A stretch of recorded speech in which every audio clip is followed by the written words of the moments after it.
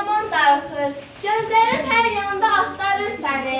Xəyalım dolanıb göylərə qalxır. Göylərin qatında axtarır səni. Ey ulu öndər. Bu bir ayrılıqdır, sonu görünməz. Sirli dünyamızdır, yolu bilinməz. Ora gedən bir də geriyə dönməz. Tanrı dərgahında axtarır səni. Ey ulu öndər. Xalqını çıxartdın ağ günə demək və xalqını çıxartdın ağ günə demək, bəhərin dadmağa qoymadın fələk. Dövlətə, xalqına ilhamdır gərək. Onun timsalında axtarır səni, ey ulu öndər. Haqq üçün çalışım, ta sənə yetməm. Sənsiz bu həyatda mən bir yetiməm.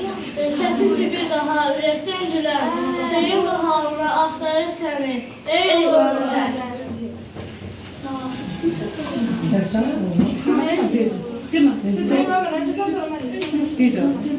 Unuda bilmirəm, ürəyimdəsən. Zülümət, nur saçan, günəş də sənsən. Çəkdiyim zəhmətlər getmədən hədər. Azəri yurdumu elimdə sənsən. Unuda bilmirəm, ürəyimdəsən.